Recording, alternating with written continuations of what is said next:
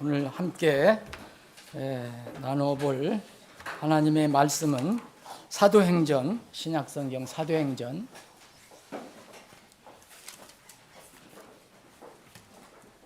17장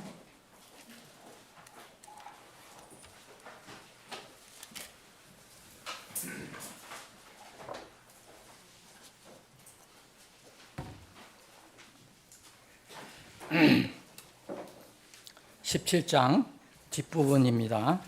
뒷부분 22절부터 31절까지 제가 가지고 있는 성경으로 빠르게 봉독하겠습니다. 사도행전 17장 22절. 그때 바울이 마르스의 언덕 한가운데 서서 이르되 너희 아테네 사람들아, 내가 깨닫기로는 너희가 모든 일에 지나치게 미신적이로다. 이런 내가 지나다니며 너희의 섬기는 것들을 보다가 알지 못한 하나님에게라고 새겨진 글이 있는 제단을 발견했기 때문이라. 그런즉 너희가 알지 못하고 경배하는 그분을 내가 너희에게 밝히 알려주리라.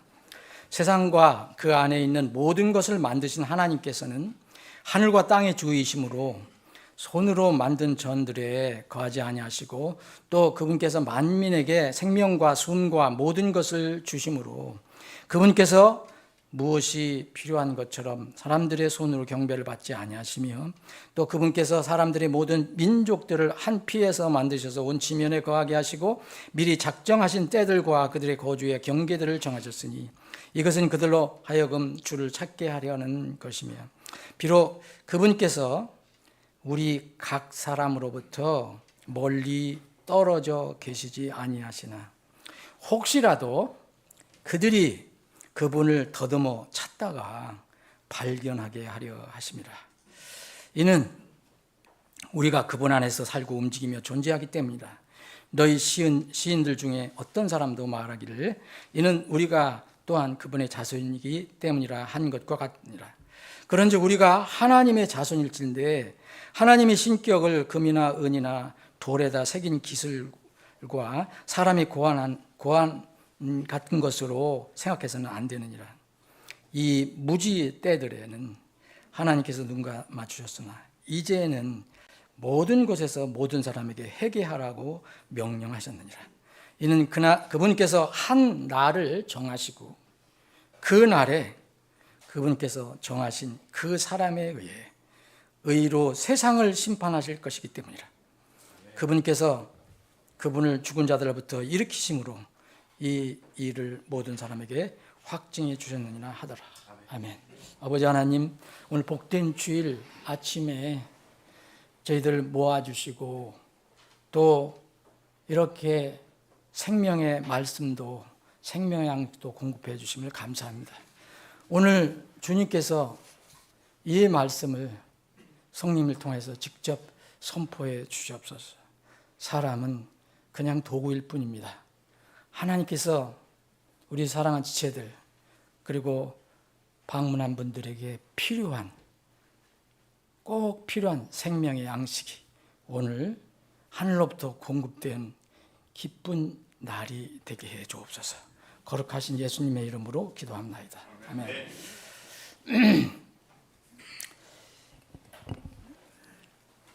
지금 세상 여러분 돌아가시는 걸 보면 얼마나 주님이 오실 때가 가깝다 말은 절대 알 수 없습니다. 그러나 주님께서 예언하신 그런 말씀들이 너무 정확하게 들어맞고 또 실제적으로 이루어지고 있는 것. 그래서 언제 세계 3차 대전이 일어나고 언제 이 환란이 시작될지 아무도 장담할 수 없는 시대가 됐습니다. 이럴 때일수록 사탄 마귀가 하는 것은 사람들이 구원을 받지 못하게 하는 것입니다. 그 일을 최선을 다해서 그의 최선을 다해서 일을 합니다. 오늘 제가 여러분들과 함께 나눌 말씀을 제목을 오늘 함께 나누기를 원합니다. 억울하게 지옥 가는 사람은 단 한 사람도 없다. 오늘 이 말씀의 제목입니다. 사람들이 구원에 관해서 여러 가지 질문을 합니다. 이제 우리 시대가 아닌 과거 시대에는 이런 사람들은 어떻게 된 거냐, 우리 조상들이 어떻게 됐느냐. 그러니까 이렇게 질문하는 사람들 보면 대부분 자기 자신의 불신을 합리화하거나 방어하려고 하는 그런 의도가 큽니다. 우리가 진실로 성경의 진리를 찾으려는 마음만 가지고 있다면 어떠한 질문이든 다 답을 성경에 찾을 수 있습니다. 먼저 그런 답을 찾기 위해서는 제일 중요한 것이 이제 몇 가지가 있습니다. 몇 가지 한번 살펴보겠습니다. 첫 번째, 하나님이 어떤 분이신가, 이거에 대한 확실한 믿음이 있어야 됩니다. 그분은 영원전부터 영원까지 계시는 스스로 존재하시는 분이라고 말씀하셨습니다. 출애굽기 3장 14절에 보면 I am that I am, 나는 자존자니라. 이건 어떤 사람도 이렇게 정말 이 번역만 옳다고 얘기할 수 없을 정도로 번역하기 어려운 얘기입니다. I am이라고. 이것은 항상 스스로 계시는 그분의 속성을 말하는 것입니다. 항상 영원히 계시고 또 변하지 않으신 하나님. 그래서 그분은 우리에게 주신 그분의 말씀도 영원히 변하지 않습니다. 이 사실을 믿는가? 첫 번째. 두 번째는 그 하나님은 절대적으로 의로우시고 거룩하시고 공명정대하신 분이라는 겁니다. 이분은 누구를 억울하게 다루시지 않습니다. 시편 145편 17절에 보면 주께서는 그분의 모든 길에서 의로우시고 그분의 모든 일에서 거룩하시다라고 말씀하십니다. 사람은 이렇게 말할 수가 없습니다. 어떤 사람도 이런 말에 이제 적용될 수가 없습니다. 오직 전능하신 하나님만 가능합니다. 우리가 믿는 하나님이 거룩하시고 정의로우신 하나님이라는 것을 믿는다면 시대마다 하나님께서 불공평하게 다루시고 불공정하게 다루시고 또 그때마다 사람들의 구원의 길을 달리 제시할 수 있다고 저희들은 믿을 수가 없습니다. 어떤 시대이든 어떤 상황이든 의로우신 하나님께서 모든 사람을 의롭게 공정하게 다루시는 것이 분명하다고 저는 믿습니다. 하나님께서는 이 피조물을 향해서 이 창조주 하나님 자신에 대해서 여러 방향으로 계시를 해주고 계십니다. 오늘 우리가 읽은 본문 말씀도 그 중에 하나입니다. 우주의 자연물, 피조물을 통해서 하나님의 인식을 깨닫게 해준다고 했습니다. 이 말씀은 수없이 많습니다. 구약, 신약 다 통틀어 시간왕 이상 다 말씀 못 드리겠습니다. 또 하나는 이 세상의 역사입니다. 이 역사는 하나님께서 주장하십니다. 여러분들 그걸 믿으시려면 아시려면 다니엘서를 읽어보세요. 특별히 다니엘 4장 읽어보시면 하나님께서 이 세상 모든 왕국을 다스린다고 말씀하십니다.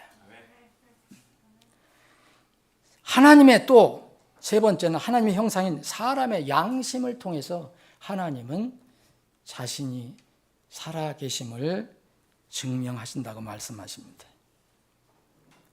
또 네 번째는 하나님께서 이스라엘이라는 특별한 한 민족을 선택하시고 그 이스라엘을 통해서 이 세상 모든 사람들에게, 세상 모든 나라에게 하나님이 살아계심을 이제 증거합니다. 마지막으로 이런 모든 계시는 이제 2000년 전에 성육신하신 예수 그리스도를 통해서 완성이 됩니다. 물론 예수 그리스도가 오시기 전에도 하나님 계시는 계속됐습니다. 자, 우리가 첫 번째 하나님이 어떠신 분인가에 대해서 분명한 믿음이 있어야 됩니다. 두 번째는 하나님께서 인간을 그 구원의 길로 인도하시는 방법은 딱 하나만 택하십니다. 그것은 믿음을 통해 은혜로 가는 것입니다. 온 세상 자연 창조물들 안에 있는 하나님의 권능과 신격, 곧 하나님이 살아계심을 믿으면 각 사람의 상황, 형편은 서로 다르더라도 그 각자의 상황, 형편에 따라서 주님께서 다음 단계로 인도해 주십니다. 이것이 하나님의 방법입니다. 로마서 1장을 한번 읽어보시면 하나님께서 어떻게 인도하시는가를 여러분들 볼 수 있습니다. 하나님의 형상으로 지음받은 사람은 사는 동안 누구나 단 한 번 이상 하나님을 만날 수 있는, 인식할 수 있는 기회가 주어집니다. 본문 잠깐 보겠습니다. 여러분, 오늘 본문을 보시면 여러분 익숙한 이 구절인데, 이 아테네 바울이 이 선교여행을 갔을 때 아테네, 그리스 아테네에 갔더니 상당히 미신적인 그런 사람들이 거기 모여 있었습니다. 나름대로 그들은 절대적인 뭐를 찾고 있었습니다. 자기들이 하는 무엇을 통해서 하나님을 억지로 만들려고 하는 것도 있었습니다.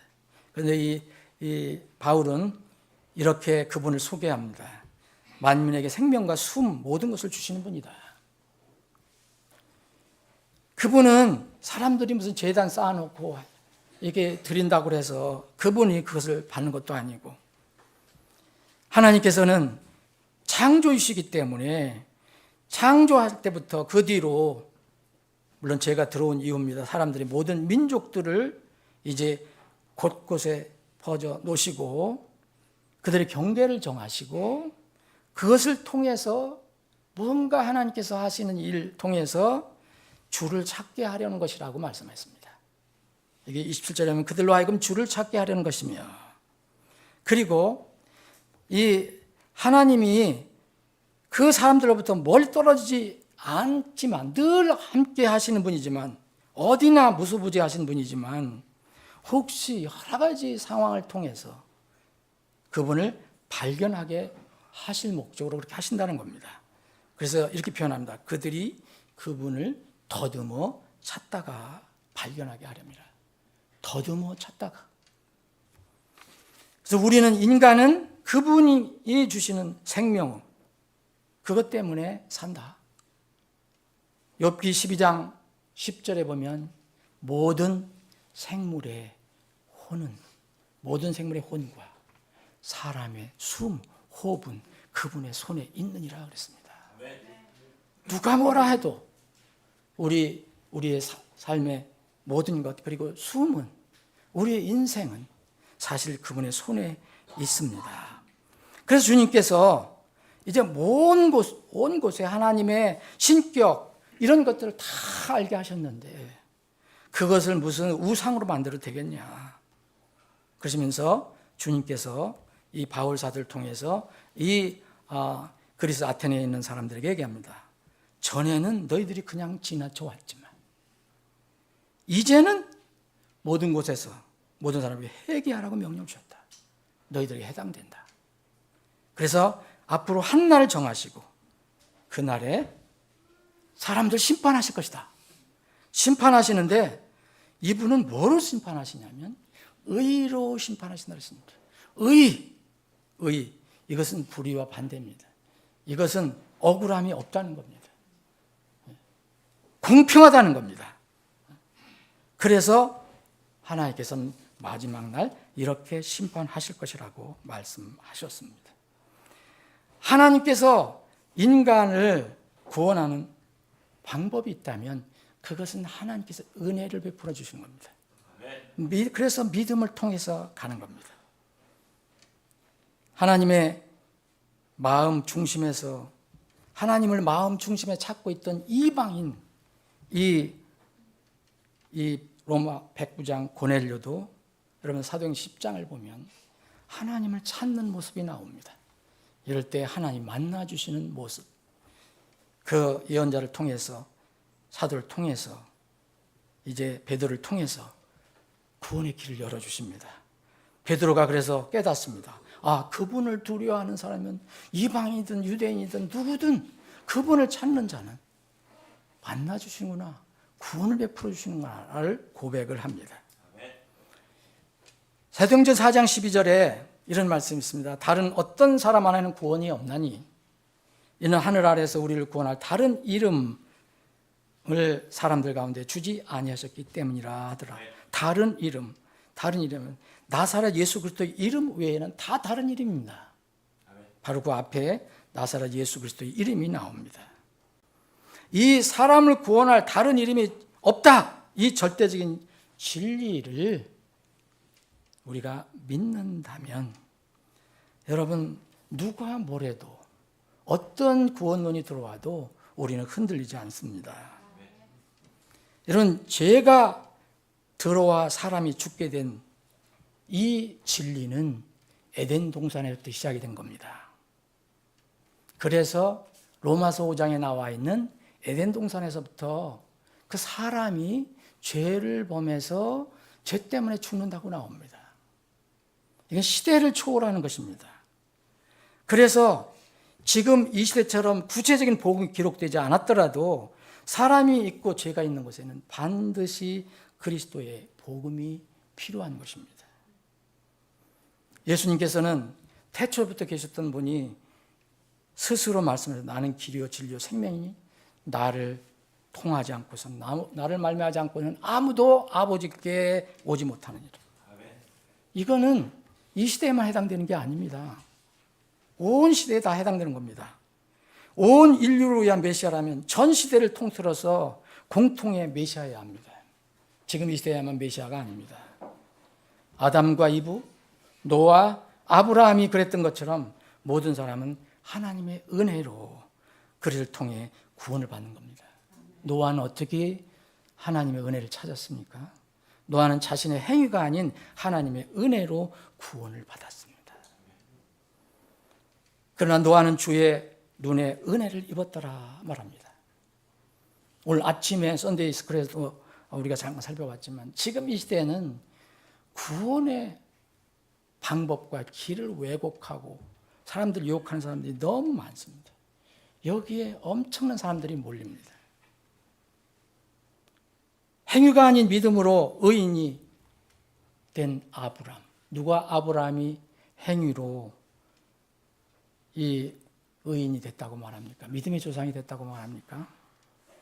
창세기 15장 6절에 보면 이 아브람이 주를 믿으니 그랬어요. 주를 믿으니 주께서 그것을 그에게 의로 여기셨더라.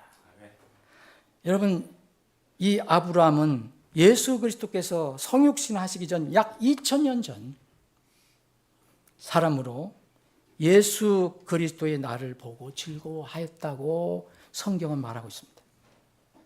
요한복음 8장 56절에 너희 조상 아브라함은 나의 날 보기를 기뻐하다가, 이 예수님이 직접 말씀하신 겁니다. 그가 그날을 보고 기뻐하였다. 예수 그리스도는 태초부터 계신 하나님의 말씀을 우리는 분명히 믿어야 합니다. 2000년 전에 오신 단순히 성육신 하신 분만이 아닙니다. 이분은 하나님 말씀이셨습니다. 태초부터 계셨던 하나님 말씀입니다. 요한복음 1장 1절은 이분이 바로 하나님이심을 이야기하고 있습니다. 그런데 베드로전서를 넘어가 보면 베드로전서 1장 23절에 보면 누구든지 사람은 말씀으로 거듭난다고 말하고 있습니다. 그래서 예수 그리스도는 그렇게 되면 모든 사람들이 은혜를 입을 수 있도록 창세전에 미리 하나님께서 준비하신 분이라는 것을 우리는 믿어야 합니다. 여러분, 베드로전서 1장 20절에 이런 말씀이 있습니다. 진실로 그분께서는, 자, 예수 그리스도를 말합니다. 진실로 그분께서는 세상의 기초를 놓기 전에, 여러분, 창세 때부터 하는 겁니다. 창세전부터 미리 정해지셨다 그랬어요. 하나님의 계획 가운데서. 이 마지막 때 너희를 위해 나타나셨습니다. 그냥 성육신한 것은 그 시대 사람들을 위해서 나타나신 겁니다. 근데 이분은 미리 세상의 기초를 놓기 전에 미리 정해졌다고 성경 말합니다. 여러분, 이스라엘이 광야 생활할 때도 그들은 예수 그리스도를 알았습니다. 여러분, 고린도전서 10장 4절 보면 이런 말씀이 있습니다. 이는 그들이 자기들을 따라가던 영적 반석으로부터 마셨기 때문이라. 그 반석은 그리스도셨느니라. 여러분, 사람의 논리를 여러분들 믿지 마시고 하나님의 말씀을 믿으시기 바랍니다. 여러분, 어느 시대 어느 곳이더라도 사람의 본질은 동일합니다. 에덴 동산에 죄가 들어온 이후로는 똑같습니다. 그래서 그 말씀을 계속 성경 기록하겠습니다. 사람이 무엇이기에 그가 깨끗하겠느냐? 욥은 말합니다. 또 여자에게서 태어난 자가 무엇이기에 그가 의롭겠느냐? 바울 사도는 로마 교회에 이런 편지 씁니다. 기록된 바, 이건 벌써 구약에서부터 계속 기록됐다는 이야기입니다. 의인은 없나니 단 한 사람도 없다. 이게 이 시대에만 해당되는 게 아닙니다. 이는 모든 사람이 죄를 지어 하나님 영광에 이르지 못한다. 여러분, 어느 시대 어느 사람이라도 짐승이 아닌 사람이라면 하나님의 은혜의 선물 예수 그리스도가 없이는 영생을 얻을 수가 없습니다. 죄의 싹슨 사망이나 하나님의 선물은 예수 그리스도 우리 주를 통한 영원한 생명이기 때문이라. 세 번째입니다. 그렇다면 그리스도께서 모든 시대에 걸쳐 유일한 메시아라는 게 증거가 나와야 됩니다. 그분은 모든 시대의 사람들이 믿을 수 있는 분이셔야 됩니다. 온 인류의 메시아가 되시는 예수 그리스도는 성육신 전에도 이미 태초부터 계신 하나님이라고 말씀드렸습니다. 그게 요한복음 1장에 강조해서 기록한 말씀입니다. 예수님도 스스로 또 아까 아브라함 나의 날 보기를 기뻐하다가 그날 보고 기뻐했다고 말씀하신 뒤에 요한복음 8장 58절에 보면 아브라함이 있기 전에 내가 있느니라 그랬어요. 내가 있느니라 하는 것은 영어를 아시는 분들은 아실 겁니다. 거기가 바로 I am입니다. I am. 내가 있었느니라가 아니라 I am입니다. 이건 출애굽기 3장 14절에 있는 말씀하고 똑같은 말씀입니다. 이분이 바로 하나님이시라는 겁니다. 그러나 예수님이 계시기만 하면 구속사역이 이루어지는 것도 아니고, 그래서 하나님의 어린 양이 되어서 인류의 죄를 대속하는 희생제물이 되셔야 합니다. 죄는 언제 시작됐습니까? 에덴 동산에서 시작됐습니다. 그런데 흔히 말합니다. 우리는 지금 2000년 전에 골고다 언덕에서 예수님이 피를 흘리셨다. 그건 역사적으로 맞습니다. 맞는 말입니다. 그러나 하나님의 시간, 영원하신 하나님의 시간 속에서는 예수님이 이 창세전서부터 정해지신 이 예수님이 언제부터 죽으셨느냐? 그분은 에덴 동산에부터 죽으신 분입니다. 성경은 놀랍게도 단순히 2000년 전에 지상에서 이루어진 이 십자가 사건이 시공간이 없는 하나님 앞에서 이미 창세 때부터 이루어졌다고 밝히고 있습니다. 요한계시록 13장 8절에 보면 또 땅 위에 거하는 모든 자들 곧 그들의 이름이 세상에 기초를 놓을 때부터 죽임을 당한 하나님의 어린 양. 생명책에 죽임을 당한 어린 양의 생명책에 기록되지 않은 자들이 그에게 홍배하더라 했습니다. 여러분, 이것이 창세기 3장 15절에 나와 있는 원복음입니다. 이거 원복음이라고 하는 겁니다. 무언가 거기서 갈등이 일어납니다. 이제 뱀이 이 아들의 발꿈치를 뭅니다. 그런데 뱀은 머리를 상합니다. 머리를 상하는 건 죽음을 의미하는 거죠.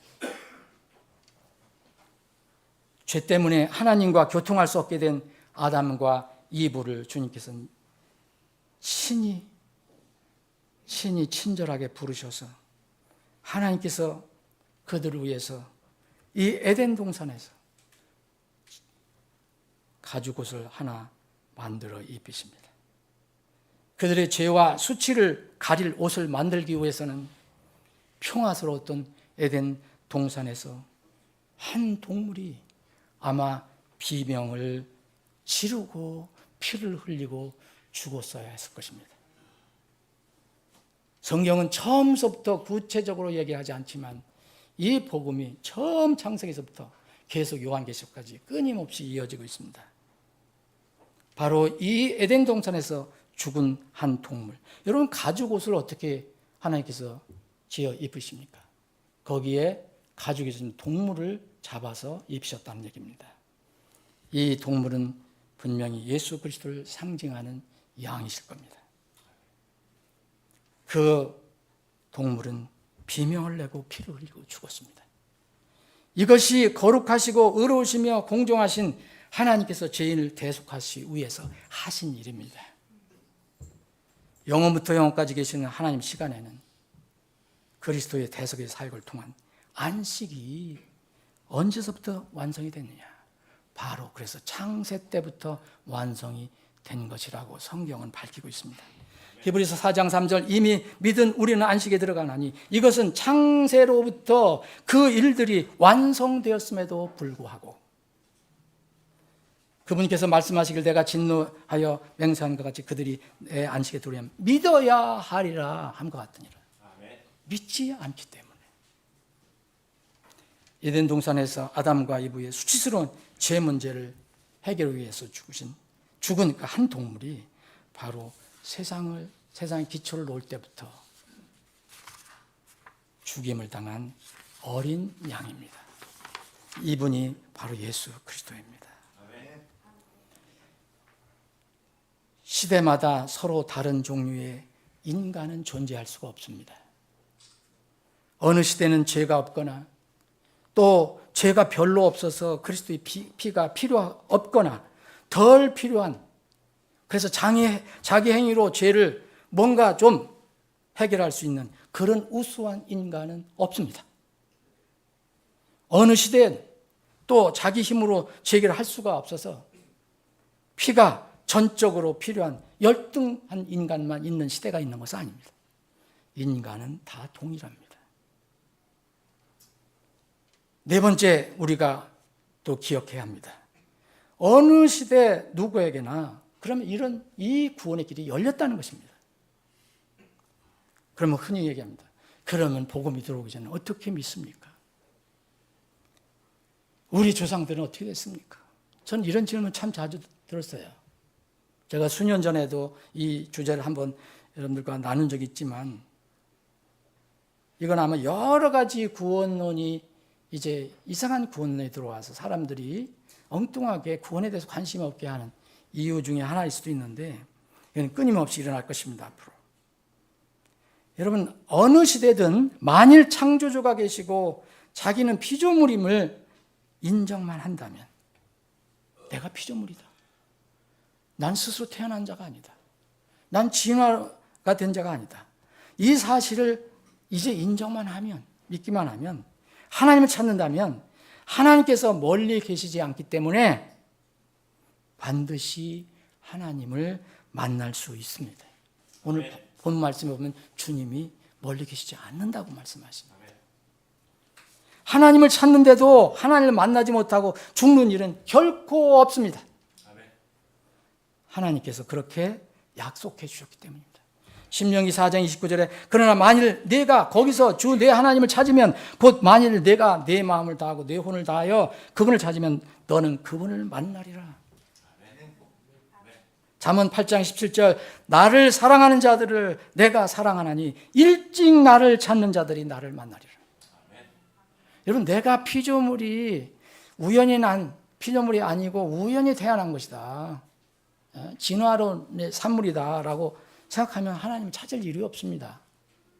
그런데 내가 피조물이다. 그러면 절대적인 어떤 분이 있는 거다. 그렇게 벌써 마음을 먹고 그분을 찾기 시작하면 하나님이 반드시 만나주십니다. 예레미야 29장 13절에 이런 말씀이 있습니다. 또 너희가 너희 마음을 다하여 나를 찾을 때 너희가 나를 발견했고 나를 만나리라. 여러분, 그런데 중요한 것이 있습니다. 사람은 이 세상에 태어나서 누구든지 한 번 이상 다 기회를 받습니다. 그건 모릅니다. 누구는 몇 번 받고 누구는 몇 번 받고 모릅니다. 그러나 한 번 이상은 다 받습니다. 그래서 억울하게 지옥 가는 사람 없습니다. 억울하게 심판받는 사람 없습니다. 그런데 문제는 이겁니다. 사람이 기회를 받았을 때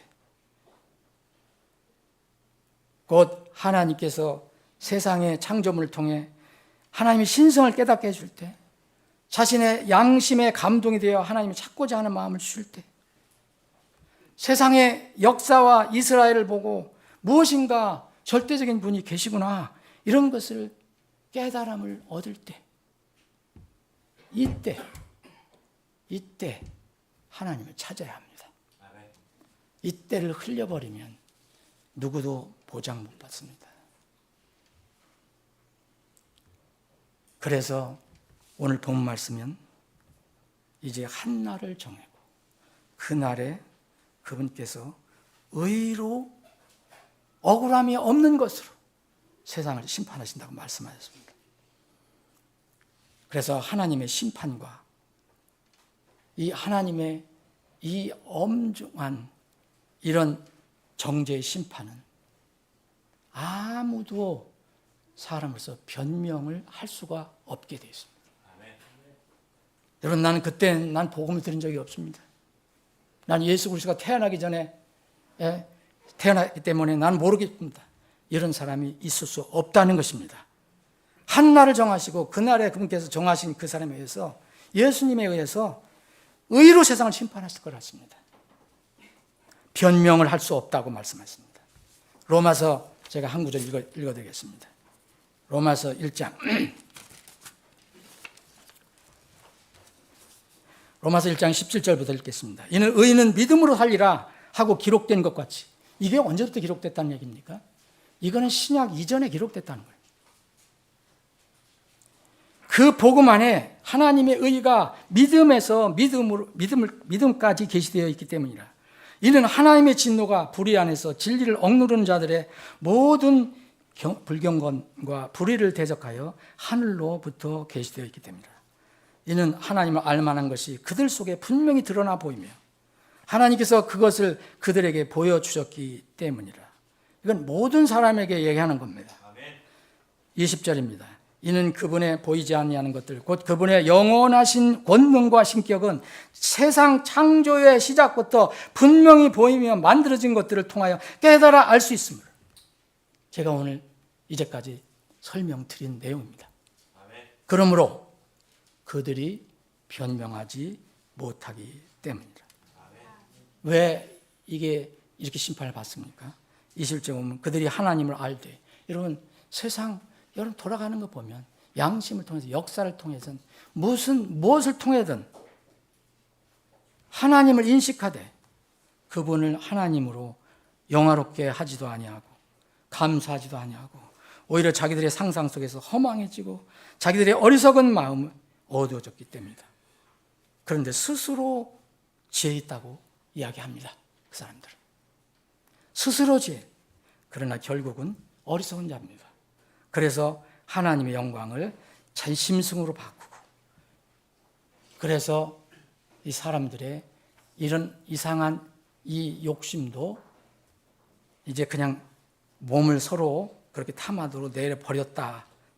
바로 그래서 23절부터 끝절까지는 이 시대의 동성애에 관해서 경고를 주신 말씀입니다. 여러분, 어떤 사람도 변명할 이유가 전혀 없습니다. 짐승이 아닌 사람이라면 누구나 이 땅에 사는 동안 한 번 이상 빛을 받을 수 있는 기회가 주어지기 때문입니다. 요한복음 1장 9절에 보면 그 빛은 예수 그리스도를 말합니다. 참 빛이 세상에 들어오는 모든 사람을 비추느니라. 비춤을 받지 않은 사람이 어디 있습니까? 우리가 각자의 상황은 모르더라도 이게 하나님의 말씀입니다. 다만 우리는 다른 사람의 내면에서 무슨 일이 나는지 정확히 모르는 것뿐입니다. 우리가 눈으로 보는 것은 어떤 사람이 말하고 행동하는 것뿐입니다. 한 사람 일생의 삶 속에서 어떤 영적인 일이 있었는지, 또 하나님께서 어떻게 역사하셨는지 아무도 모릅니다. 시공간을 초월하시고 공정하신 하나님께서 모든 사람에게 각각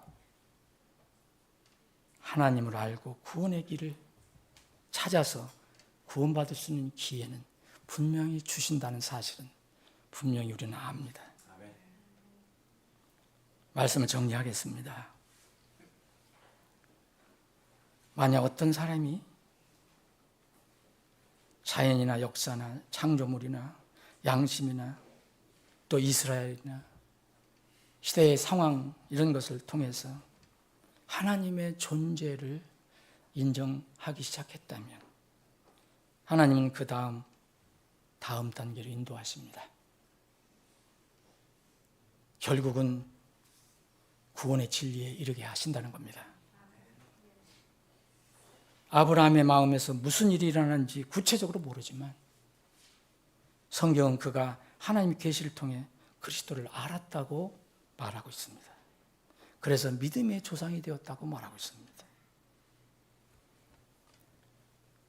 하나님은 완전하게 공정하시고 의로우신 분이기 때문에 어느 시대, 어느 때, 어느 곳에 사는 사람이라도 복음을 접하지 못해서 억울하게 심판받아서 억울하게 지옥 가는 사람은 단 한 사람도 없습니다.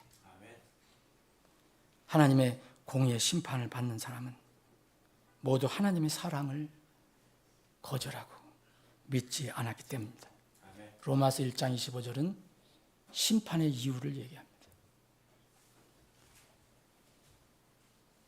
의의 부활을 하는 신자, 여러분들 대부분 여기에 해당될 것입니다. 여러분 아니 모두 해당되기를 원합니다. 그런데 정죄의 부활을 하는 사람들이 있습니다. 불신자들입니다. 하나님 앞에 설 때 아무도 변명 못합니다. 여러분 불신자들도 변명 못하고 우리도 변명 못합니다. 뭘 변명 못합니까? 우리가 구원받고 나서 어떻게 살았는가? 그에 대해서 우리가 이런 익스큐즈 저런 익스큐즈 못 낸다는 것입니다. 그래서 주님께서는 신실한 종으로 살라고 말씀하시는 것입니다.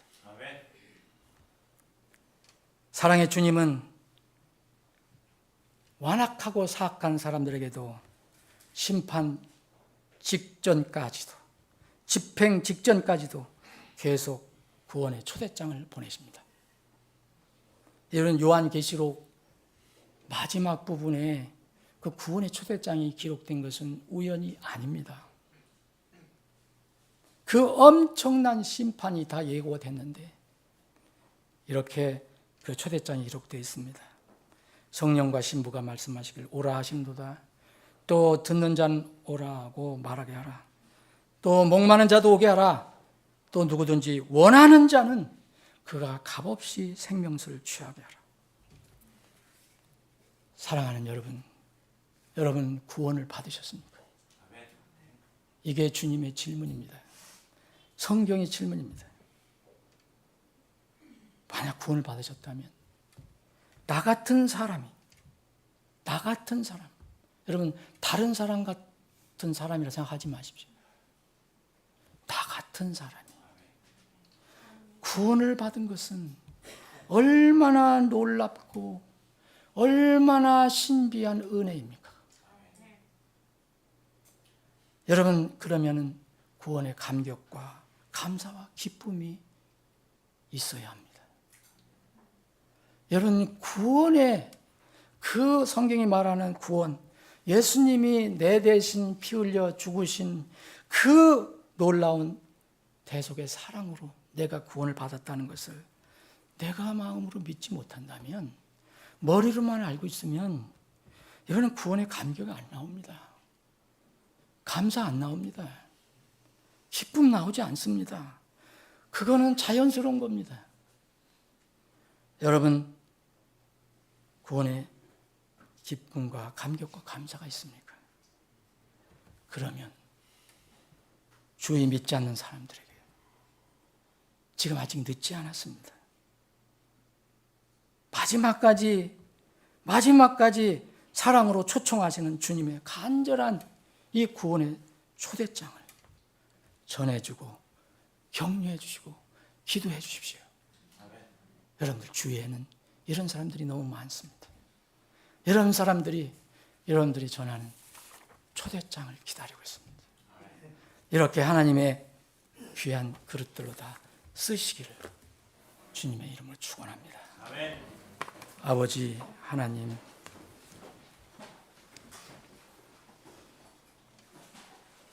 오늘 말씀을 듣는 혼들 중에서 혹은 인터넷이나 다른 방법으로 듣는 혼 중에서 아직도 예수 그리스도를 통해서 예수 그리스도께서 흘려주신 그 피를 통해서 죄를 깨끗이 씻음 받지 못한 사람들이 있다면 창세전부터 죽으신 하나님의 어린 양을 통해서 구원받지 못한 혼들이 있다면 주님 긍휼히 여겨주시고 성령님을 보내주셔서 그 마음을 움직이시고 어루만져 주셔서 이제 하나님 앞에 주님 앞에 무릎 꿇고 죄인임을 고백하고 그 죄 문제를 예수님의 공로로 깨끗이 씻음 받는, 그래서 하나님의 자녀가 되는 놀라운 기쁜 일이 있게 해주시옵소서. 우리에게 그런 엄청난 은혜, 감당할 수 없는 이 선물을 주신 것을 감사합니다. 그러나 우리는 세상에 살 때 육신에 너무 힘들었어. 때로는 세상 유혹에 휩쓸려서 구원의 감격과 감사와 기쁨을 잊어버리고 살며 또 주위의 불쌍한 혼들에 대해 무관심하게 살아가고 있음을, 그럴 때가 있음을 이 시간 고백합니다. 주님, 그 첫사랑을 다시 회복시켜 주시옵소서. 그래서 그런 혼들을 향한 뜨거운 마음을 갖게 해 주옵소서. 하나님의 구원의 초대장을 그들에게 할 수 있는 대로 기쁘게 전하는 우리 모두가 되게 해주시고 우리 교회가 되게 해 주시옵소서. 거룩하신 예수님의 이름으로 기도합나이다.